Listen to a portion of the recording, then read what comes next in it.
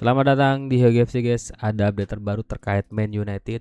Ini lebih ke arah mungkin setelah pertandingan lawan AC Milan, kekalahan yang sangat menyakitkan dari Ruben Amorim. Gua rasa banyak para fans juga kecewa. Tapi baik lagi guys, ini bukan murni kesalahan Carrick yang sempat gua katakan juga sebelumnya, dan bukan masalah dari pemain, tapi yang paling kuncinya adalah dari segi bursa transfer kali ini yang tidak begitu banyak United melakukan pembelian pemain sampai detik ini. Sebenarnya beberapa informasi menyatakan bahwa United itu membutuhkan banyak pemain di lini belakang dan lini tengah, ya itu benar nyatanya guys. Pada saat lawan AC Milan kelihatan banget left back, center back, bahkan di defensive midfield yang gelandang ketiga yang dikatakan ingin didapatkan United juga memang itu yang dibutuhkan United. Nah, jadi pertanyaan saat ini adalah apakah United akan benar-benar bergegas untuk mencari gelandang dan left back yang diinginkan Carrick? Ya, ini jadi tanda tanya juga. Walaupun dari Stephen Lawson mengungkapkan bahwa Ineos akan mensupport semua keinginan tanda kutip guys ya, support dari segi pemain yang diinginkan sama Carrick. Mungkin tipikalnya mungkin bukan lebih ke arah pemain dengan nama yang diinginkan Carrick, tapi tipikalnya lah yang diinginkan Carrick ya itu ingin datangkan sama Ineos. Itu diungkapkan Stephen Lawson. Tapi sampai detik ini gue rasa kesempatan itu masih belum terlihat guys. Gue nggak tahu guys ya minggu depan seperti apa. Harapan gue ketika adanya kekalahan lawan AC Milan, harusnya mereka bisa benar-benar bekerja lebih giat lagi mencari seorang left back bahkan gelandang yang kita butuhkan. Ya sebelumnya juga udah banyak nama, Manu Kone, Kamavinga, Tchouaméni, Baleba dan bahkan Alex Scott. Nah sekarang baru-baru aja katanya ada Morton juga kita minat kembali. Nah ini yang jadi tanda tanya adalah apakah benar kita serius untuk gelandang ketiga? Apakah benar-benar kita ingin mendapatkan gelandang ketiga? Karena yang gue dengar malah dari detik MU kayaknya nggak akan mendatangkan gelandang ketiga. Mereka sudah cukup puas dengan performa apa yang dilakukan sama Mason Mount. Ya, gue rasa kalau saat ini Mason Mount sedang cedera, harusnya sih mereka harus berpikir panjang untuk tidak mendatangkan gelandang ketiga. Kita butuh gelandang ketiga yang destroyer. Dan saat ini juga kita butuh left back. Memang yang gue dengar arahnya saat ini memang prioritas mereka di left back. Ya memang benar sekali guys, left back benar-benar jadi kunci United. Gue udah beberapa kali bilang MU itu harus bergegas ke kiri, tapi ya prediksi gue sangat tepat. Mereka agak lambat, mereka agak stylish sekali, mereka tidak gegabah dan mereka menunggu sampai detik-detik akhir. Gue nggak tahu mereka benar-benar akan menginginkan Lewis Hall atau opsinya ke David Raum dan Anthony Robinson. Kalau gua jadi Ineos, kalau memang saat ini MU butuh left back yang berkaliber dengan proven Liga Inggris, kenapa tidak untuk coba melakukan negosiasi secara penuh untuk mendatangkan Lewis Hall dari Newcastle?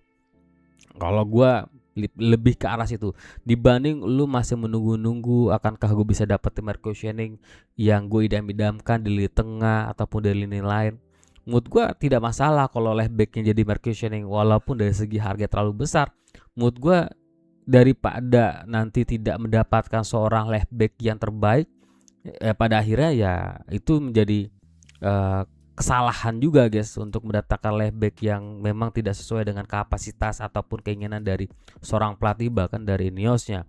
Jadi gue rasa untuk saat ini left back gue ngerasa nggak perlu lagi untuk cari option lain kalau memang dari Lewis Hall ingin pindah. Karena gue dengar kabar bahwa Lewis Hall ingin pindah, ingin cabut dari Newcastle. Walaupun dari Newcastle tetap stay, dia tidak akan mau untuk menjual pemain bintangnya lagi. Tapi kalau United akan datang dengan uang besar sekitar 70, gue rasa mereka akan mau. Tinggal bagaimana negosiasinya. Nah ini gue harapkan. Sebenarnya nggak cuma dari left back, nggak cuma dari gelandang bertahan. Gue juga sempat sampaikan juga di beberapa kesempatan di live breaking di konten gue sebelumnya juga guys ya. Kita butuh seorang center back. Kelihatan sekali guys, kemarin lawan 9 dari Eden Heaven gak begitu maksimal, gak begitu konsisten, fokusnya terlalu hilang. Ini yang gue agak takutin dengan pemain muda ini. Dia tidak begitu up dari segi apa yang diinginkan sama banyak fans United di seluruh dunia guys. Walaupun mungkin beberapa fans juga masih terlihat percaya dengan dia. Tapi balik lagi guys, ketika pemain muda sering melakukan kesalahan ya tidak bisa kita tolerin lagi guys.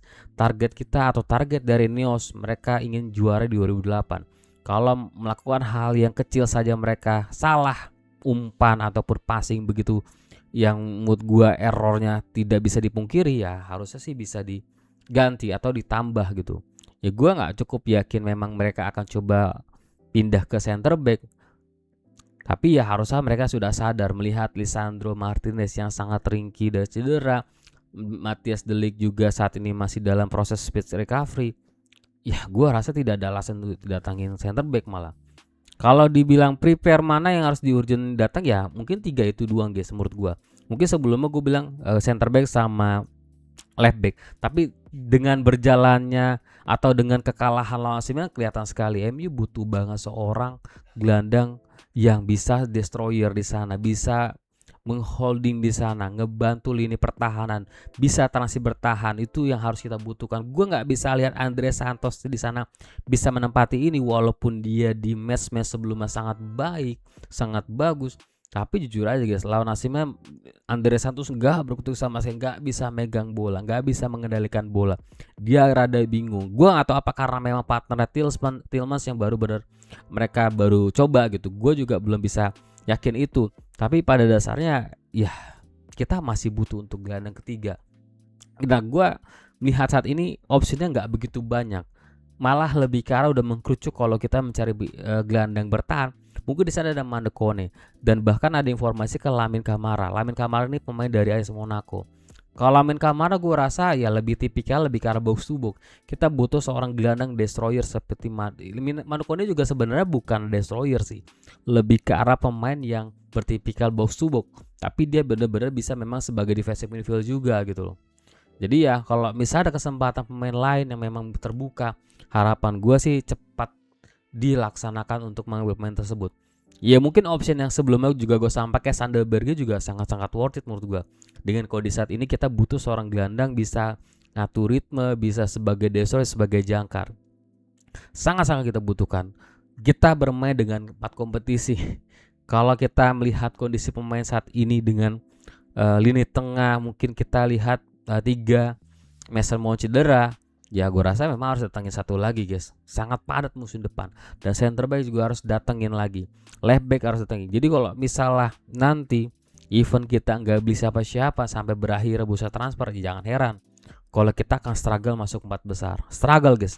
Dan jangan heran juga Carrick jadi akan banyak dipertanyakan. Bukan lagi ini tapi Carrick dipertanyakan. Itu yang gue rasa nggak bisa ini juga guys ya, fair juga. Karena Carrick gak diberi banyak kekuasaan. Carrick pasti gue yakin pengen beberapa pemain yang diinginkan. Tapi dari Neos pasti ngeblokir itu. Nah ini yang gue rasa agak sulit guys ya, menemukan ataupun menyesuaikan lah dengan Ineos terkait keinginan dari pelatih dengan manajemen. Kalau baik lagi semua keputusan dari Ineos. Nah ini sangat gue sayang. Gue berharap banget sih guys, ini dengan waktu yang sangat mepet dengan 2 minggu ke depan, ya harusnya Daniels bisa mensupport Carrick. Apa dengan Carrick harus bisa dilaksanakan, dicapai lah. Jadi jangan sampai hal ini sampai berakhirnya bursa transfer tidak terjadi. Kalau sampai nggak terjadi ya gue berharap fans MU jangan menyalahkan Carrick tapi menyalahkan Ineos yang terlalu lama bekerjanya. Ya semoga saja mungkin minggu depan sudah ada update. Mungkin minggu ini kita akan lihat ada pergerakan ataupun langsung melakukan take decision untuk mengambil siapa di left back, siapa di defensive midfield, bahkan seorang striker. Memang banyak menginformasikan kalau JPG akan datangnya seorang striker. Gue prepare kalau misalnya memang di sana optionnya striker atau left wing, gue rasa lebih baik left wing. Pada dasarnya left wing yang sangat dibutuhkan. Gue lihat memang Rashford sudah oke, tapi gue nggak bisa lihat option di sana bisa lebih bagus lagi guys. Kunya bisa di kiri tapi kita butuh option yang sangat-sangat luar biasa. Bisa take decision, bisa one on one, bisa maju ke depan, bisa intercept, dan bisa melakukan dengan jarak jauh. Itu harus kita punya seorang gelandang kiri ataupun wing kiri. Ya semoga saja sih. Tapi pada akhirnya gue merasa yang harus dibutuhkan ya di lini belakang dan lini tengah sih. Lini kiri, back kiri, left back, dan ya seorang gelandang destroyer. Semoga ini benar-benar Ineos bisa lihat, semoga Ineos support Carrick. Ini gue pengen banget lihat dari Ineos guys ya, karena nggak kelihatan sama sekali supportnya. Lebih ke arah mereka yang kesana kesini mencoba cari pemain, tidak terlalu melibatkan pemain, tidak memperlibatkan si Carrick sih. Semoga saja mungkin nanti untuk Lewis Souls mungkin gelandang ketiga dilibatkan lah Carrick. Mungkin itu saja guys untuk konten gua saat ini. Kita akan update lagi nanti kalau bisa ada update tentang Man United. Sampai jumpa guys. Bye.